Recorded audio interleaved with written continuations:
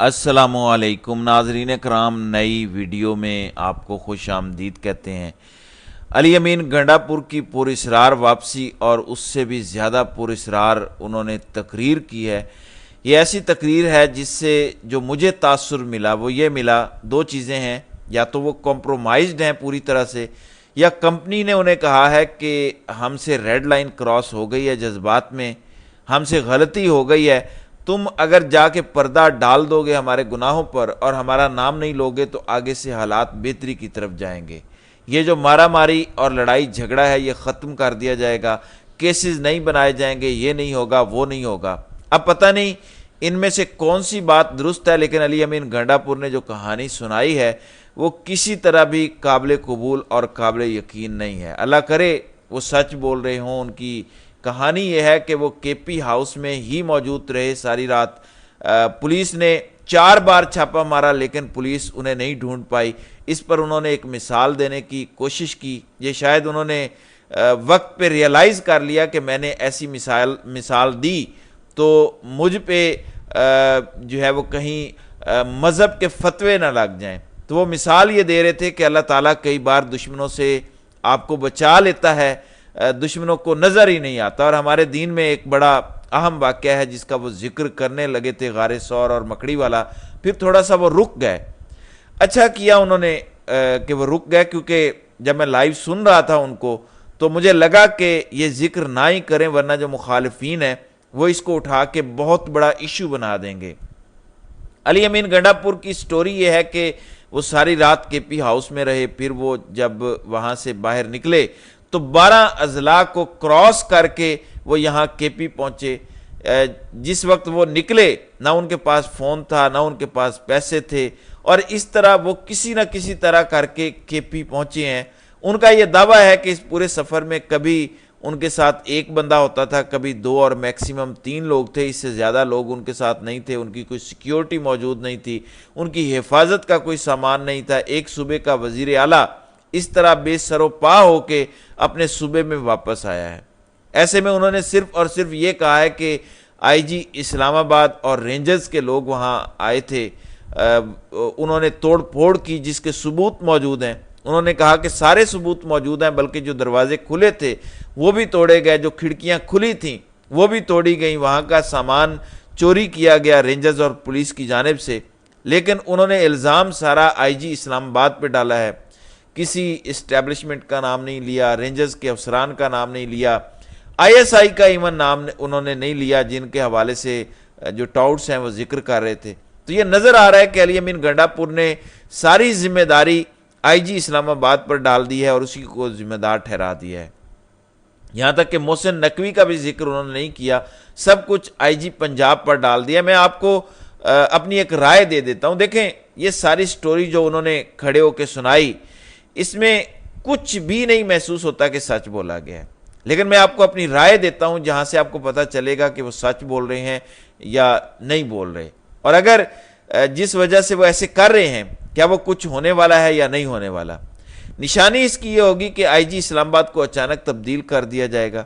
अगर आईजी इस्लामाबाद तब्दील नहीं होते तो फिर आप समझ जाएं कि अली अमीन गंडापुर को कोई झूठ बोल रहे हैं, वरना पर्दा डालने की कोई और वजह समझ नहीं आती। जो पीटीआई के कारकुनान हैं वो आज तक सारे रिहा कर दिए जाएंगे, या कम अज़ कम इस हफ्ते के दौरान एक एक करके रिहा कर दिए जाएंगे। कंपनी उनको रिमांड पर लेने की इस्तदा नहीं करेगी।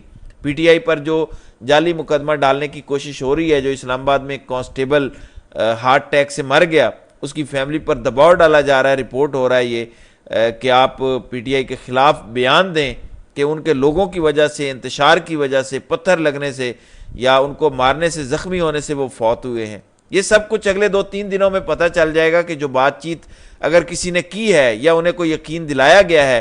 अली अमीन गंडापुर ने अपनी तकरीर के एंड में ये कहा है कि मुझे यकीन है कि इदारे आपस में बैठेंगे और उसमें से कोई हल निकल आएगा। अब ये किस वजह से वो इतने यकीन से ये बात कर रहे हैं, आई हैव नो आइडिया।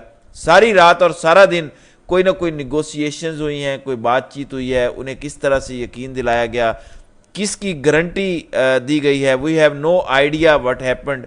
उन्होंने खुद तो ये कहा है कि मैं खुद आया हूँ, अकेला आया हूँ, मतलब ये कि छुपता छुपाता आया हूँ, और कहा कि मैं केपी में ऐसी जगह छुपा रहा جہاں یہ مجھے ڈھونڈ نہیں پائے، اور اس کے بعد میں وہاں سے نکلنے میں کامیاب ہوا۔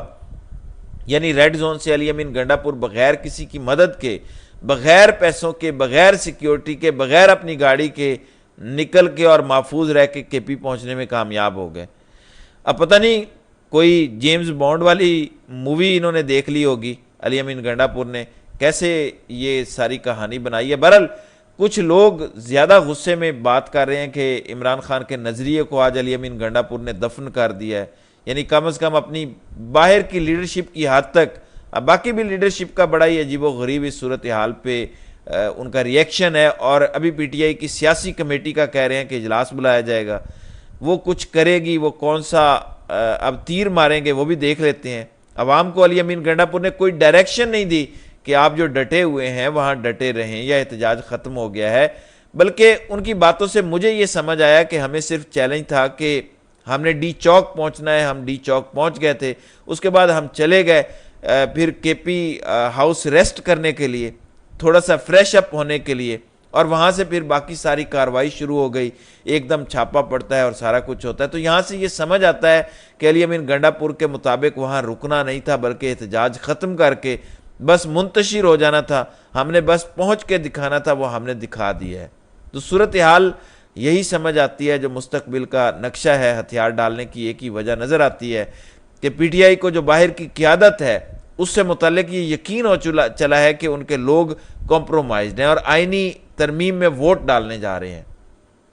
اگر تو یہ لوگ کمپرومائزڈ ہیں اور واقعی ووٹ ڈالنے جا رہے ہیں تو پھر آپ یہ یقین کریں کہ اس ملک کا کوئی پرسان حال نہیں ہوگا، اور شاید اس لیے یہ ڈر گئے ہیں کہ آئینی ترمیم تو ہونی ہے، اب تم لوگ کیا چاہتے ہو کہ تمہارے ساتھ کیا کیا جائے پھر شاید اس کی کوئی گارنٹیاں مانگی جا رہی ہوں گی۔ وقت ثابت کرے گا کہ علی امین گنڈا پور نے جو یہ کیا ہے اس کا کتنا نقصان ہوگا یا اس کا کیا کوئی فائدہ ہوگا یا نہیں۔ کیا علی امین گنڈا پور نے عمران خان کو دھوکہ دیا ہے اور بدترین پیٹھ میں خنجر گھونپا ہے، یا علی امین گنڈا پور نے واقعی کوئی بہت بڑا کارنامہ کر دیا ہے؟ بہت جلد یہ ہمیں پتہ چل جائے گا، زیادہ دن آپ کو دیکھنا نہیں پڑے گا۔ آئی جی اسلام آباد قائم رہتا ہے، اور اگر صورتحال ایسے ہی مقدموں اور لوگوں کی گرفتاریوں اور سارا کچھ پہ ہوتی ہے تو پھر آپ کو سمجھ آ جائے گا کہ علی امین گنڈا پور جس طرح سے آئے ہیں، انہوں نے کوئی نام نہیں لیا، کوئی بتایا نہیں کہ کیا ہوا، وہ کہاں رہے، بس یہ کہہ دیا کہ میں ساری رات وہیں تھا۔ مطلب آپ کے پی ہاؤس میں تھے، بار بار چھاپے پڑ رہے تھے، آپ کسی ایسی جگہ چھپ گئے کہ کسی کو ملے ہی نہیں، یہ لاجیکل نہیں ہے۔ عوام اب بے وقوف نہیں ہے، عوام اگر کمپنی کے جھوٹ پکڑ لیتی ہے تو پی ٹی آئی کے لوگ تو ویسے بھی جھوٹ نہیں بول سکتے، کیونکہ عمران خان نے یہ پارٹی سچ کی بنیاد پر کھڑی کی ہے۔ یہاں پہ کوئی بندہ غلط بیانی کرے گا تو فوراً پکڑا جاتا ہے۔ علی امین گنڈا پور کو سچ بتانا پڑے گا، پورا 100% سچ، اور جو بھی ہے اپنا ہی بتا دیں کہ میں ایسے نکلا، یہاں پہ بیٹھا، اس جگہ پہنچا تو یہ بندہ مجھے ملا، کچھ بھی کر کے انہیں ایک ایسی پلاسبل سٹوری بتانی پڑے گی جو لوگوں کو یقین دلا سکے۔ ایسے نہیں کہ آپ ویگ سی بات کریں، لوگوں کو پتہ بھی نہ ہو حقیقت میں کیا ہوا ہے، آپ کیسے بچنے میں کامیاب ہو گئے۔ جب آپ کی ساری سیکیورٹی پکڑی گئی، سیکیورٹی ہر وقت آپ کے ساتھ ہوتی ہے، آپ کیسے کسی ایسے کمرے میں تھے جہاں کوئی بھی اور نہیں تھا اور آپ وہاں چھپے رہے اور بچ گئے؟ یہ تو نہیں ہو سکتا۔ تو ایسی صورتحال میں اب سیاسی کمیٹی کو یہ فیصلہ کرنا ہے کہ علی امین کے ساتھ جو بھی ہوا ہے وہ سچ بتائیں گے یا اسی طرح پردہ رکھیں گے، اور اگر پردہ رکھیں گے تو کیا اس کا کوئی آگے سے رد عمل بھی آئے گا پازیٹیو، یا نیگیٹیو ہی رد عمل آئے گا، یا وہی مارا ماری چلے گی، یا وہ عمران خان کو رہا کرنے کے لیے تیار ہو رہے ہیں؟